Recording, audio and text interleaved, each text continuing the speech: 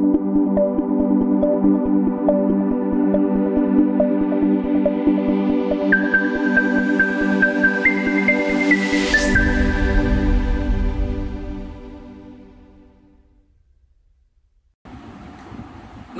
Home group tuition मध्ये आपल्या सगळ्यांचं पुन्हा एकदा स्वागत करतो.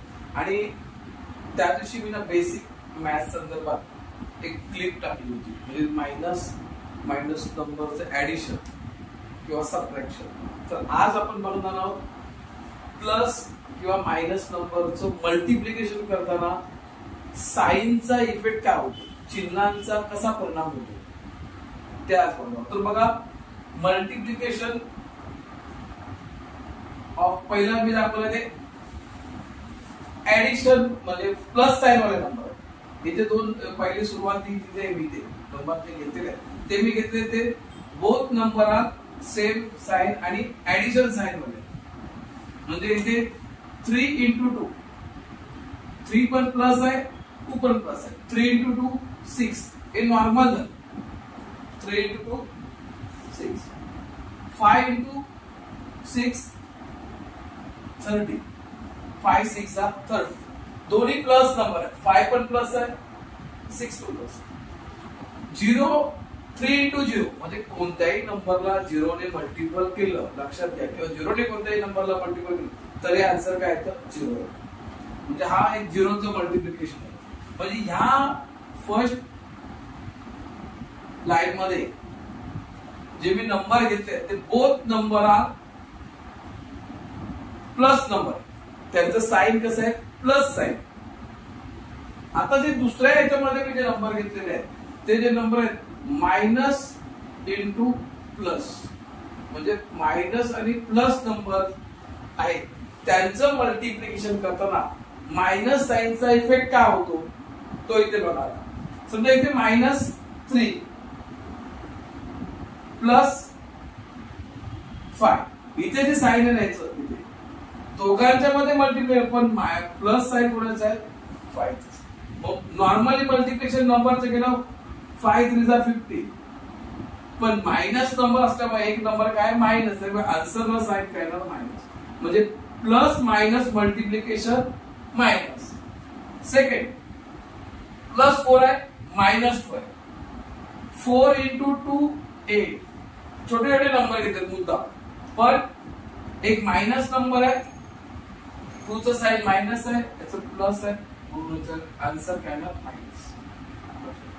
इथे पण -6 प्लस 5 मल्टिप्लिकेशन -30. म्हणजे जेव्हा मायनस नंबर असेल आणि त्याच नंबरला प्लस नंबरने मल्टिप्लिकेशन करायचं असेल तर आन्सरला तुम्ही साइन देणार, हे ऑलवेज कसं असणार आहे मायनस साइन असणार, लक्षात घ्यायचं. म्हणजे इथे नंबर कसे होते मायनस इंटू प्लस, आन्सरला येणार साइन मायनस. इथे प्लस इंटू प्लस, आन्सर येणार आहे प्लस साइन मध्ये. आता इथे जे नंबर आहेत ते both are minus into minus आहे, लक्षात. म्हणजे हे जे नंबर घेतलेले आहेत मी इथे हे -3 आहे, -2, दोन्ही नंबर कसे आहेत मायनस, आणि मायनस मायनस नंबरचं मल्टिप्लिकेशन करायचं प्लस आहे, लक्षात. बोथ आर मायनस, तर मल्टिप्लिकेशन काय येणार प्लस. इथे पण -4 मायनस मायनस मायनस 12 प्लस 12.